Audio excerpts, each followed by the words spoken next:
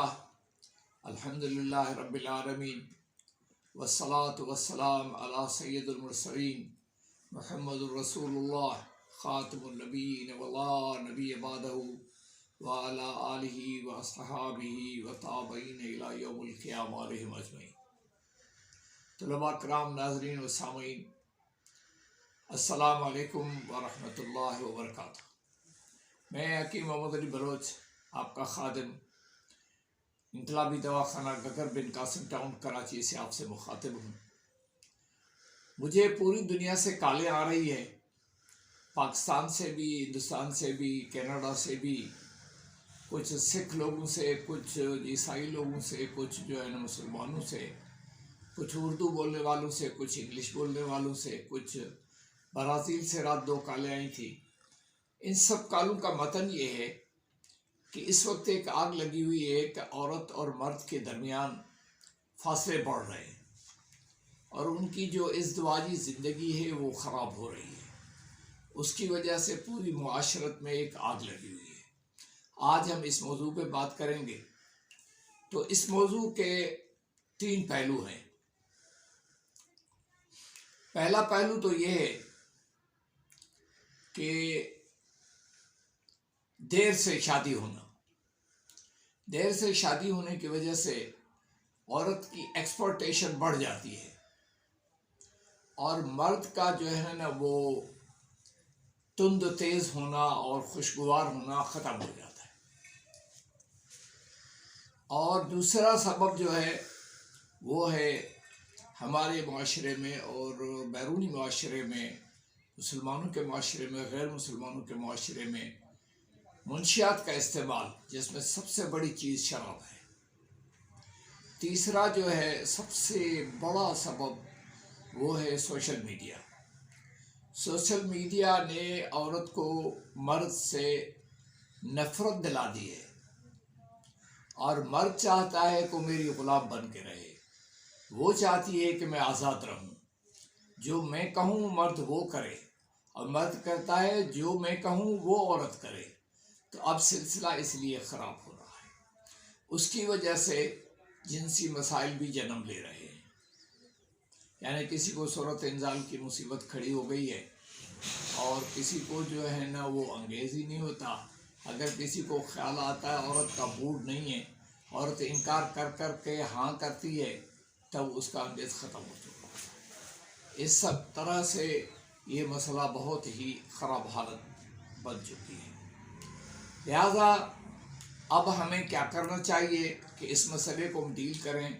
پہلی بات تو یہ ہے کہ مرد اپنے مزاج کو ٹھیک کرے، خوراک کو ٹھیک کرے، اپنے وقت کو ٹھیک کرے۔ کون سا وقت بیوی کو دینا ہے، کون سا وقت کس کو دینا ہے، کون سا وقت کام کو دینا ہے۔ اب یہ مسلسل کام کام کام کام، صبح 6 بجے نکلا اور رات 12 بجے آیا۔ کسی نے کسی کاٹھیاواڑی سے پوچھا کہ بھئی آپ کے کتنے بچے ہیں؟ بولا جی میں 3 بجے رات کو داخل ہوتا ہوں، 4 بجے میں اٹھ کے اسٹاک ایکسچینج چلا جاتا ہوں، کچھ لوگ سو رہے ہوتے ہیں میری بیوی کے ساتھ، مجھے پتہ نہیں کتنے ہیں۔ یہ ماحول اب جو ہے بن چکا ہے۔ مسئلہ رہ گیا پیسے کا، تو پیسہ ہر جگہ مسئلہ نہیں ہے، کہیں کہیں ہے، بہت زیادہ بھی ہے، کیونکہ اس ملک میں تو اب روٹی کھانا بھی بڑا مشکل ہو گیا ہے۔ تو اس طرح سے مسائل تو ہیں، لیکن ان مسائل کو حل کیا جا سکتا ہے۔ اللہ تبارک و تعالیٰ نے قرآن کریم میں فرمایا ہے کہ اپنے ہاتھ کو بند مت رکھو، لیکن اتنا کھلا بھی نہ رکھو کہ کل تمہیں جو ہے افسوس سے ہاتھ ملنے پڑ جائے اور تم دنیا کی نعمتوں سے محروم ہو جاؤ۔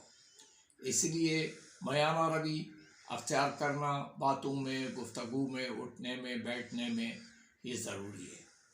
اب رہ گیا مسئلہ کہ اس مرد کا جس کا اپنی عورت سے رویہ خراب ہے، یا جس عورت کا مرد کے ساتھ رویہ خراب ہے، ان کو ایک ہی مسئلے کے ذریعے حل کیا جا سکتا ہے، اور وہ مسئلہ یہ ہے کہ ان دونوں کو ایک دوسرے کو وقت دینا چاہیے۔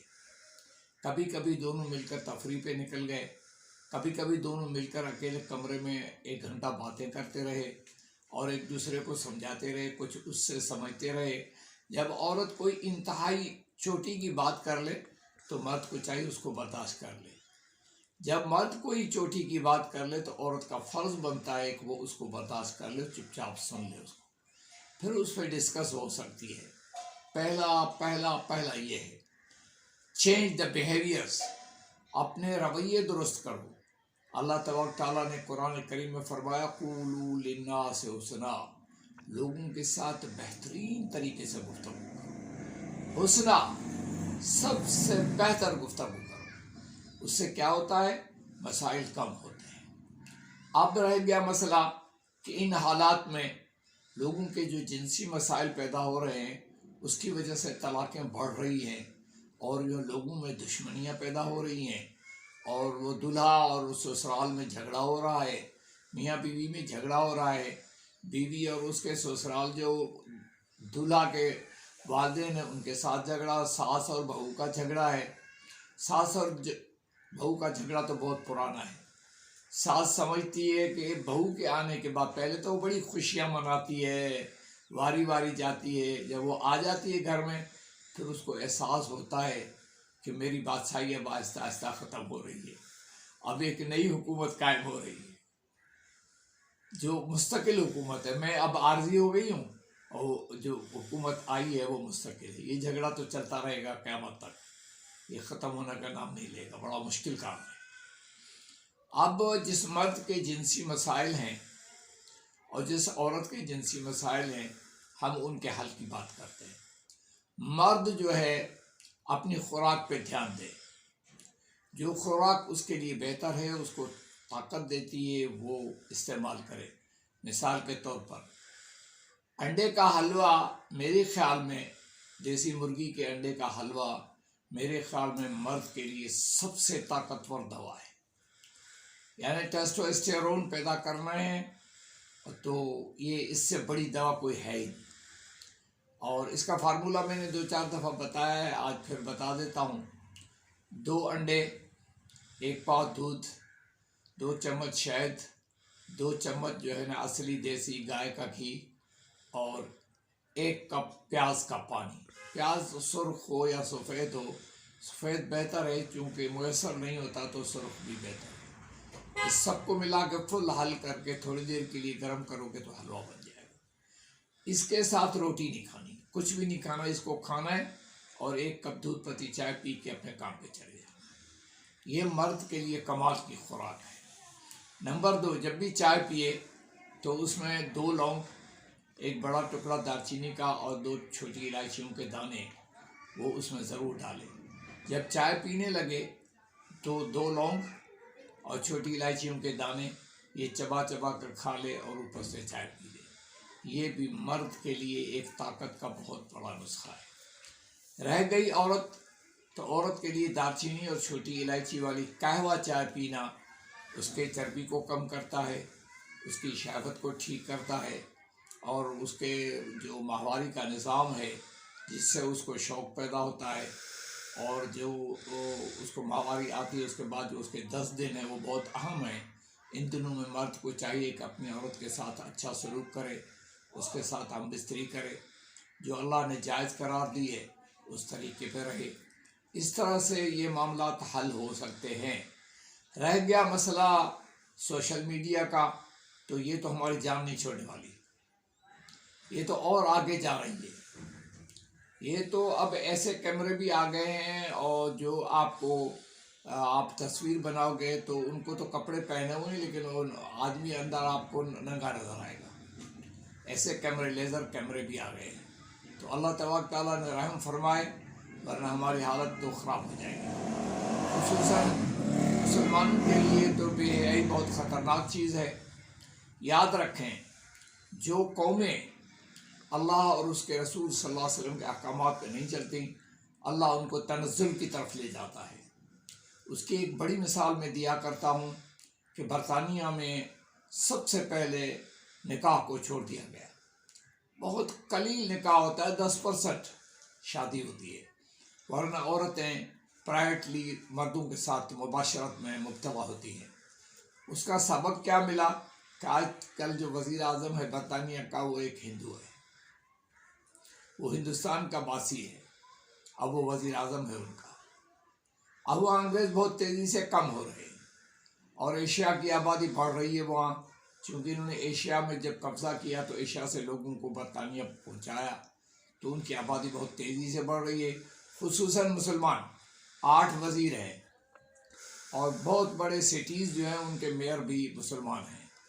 لندن کا میئر صادق جو ہے وہ بھی مسلمان ہے۔ تو اس طرح سے یہ مسائل جو ہیں نا وہ بڑھ رہے ہیں، اس لیے نکاح کو آسان کرو اور یاد رکھو اپنے سے زیادہ پڑھی لکھی عورت سے بچو، وہ تمہیں کہیں نہ کہیں کنویں میں پھینک دے گی، وہ تانا دے گی۔ اور مجھے ایک حکیم صاحب میرے پاس آئے، سلام دعا کے بعد کہا یار مجھے یہ بتاؤ مرد سب سے زیادہ نامرد کیوں ہوتا ہے؟ میں نے بولا عورت کے تانے کی وجہ سے۔ عورت نے سوشل میڈیا پہ فلم دیکھی ہوتی ہے کہ انگریز سالہ 1 گھنٹہ چلتا رہتا ہے، حالانکہ وہ فلم ہے، وہ ٹیکنک ہے، وہ حقیقت نہیں ہے۔ اور سب سے کمزور جنسیات جو ہوتی ہے وہ انگریزوں کی ہوتی ہے، نشے والوں کے، ٹھنڈے ملک والوں کی ہوتی ہے۔ گرم ملکوں میں تو چپٹی بجانے کی دیر ہوتی ہے۔ لہٰذا ہمیں اپنے مسائل پہ غور کرنا چاہیے۔ ہمیں بکرے کا گوشت، دیسی مرغی کا گوشت، ادرک، لہسن اور پیاز اس میں زیادہ ڈالیں۔ بازار کے مسالے، کوکنگ آئل اور بازار کے مسالے اور چینی سے دور رہیں، گڑ کھائیں، یہ آپ کے لیے بڑی کمال کی دوا ہے۔ نزلہ، زکام، کھانسی، گلے کی خرابی کے لیے ایک جوا جو ہے لہسن کا اور تھوڑی سی ادرک، ان کو کوٹ لیں، ان کے اندر گڑ ڈال کے اور ان کو کوٹ لیں اور تھوڑا سا ان کو گرم کر کے دیسی گھی کے ساتھ اور ان کی گولیاں بنا لیے، کھاتے رہیں۔ اللہ نے چاہا تو آپ کو طاقت بھی ملے گی اور انشاءاللہ العزیز آپ بیماریوں سے بھی، سردی کی خصوصاً بیماریوں سے دور رہیں گے۔ نزلہ، زکام، کھانسی، گلے کی خرابی، اس سے آپ مکمل محفوظ رہیں گے۔ اللہ تبارک تعالیٰ آج کا کہا سنا قبول فرمائے، انسانوں کو اس سے فائدہ ہو۔ والسلام۔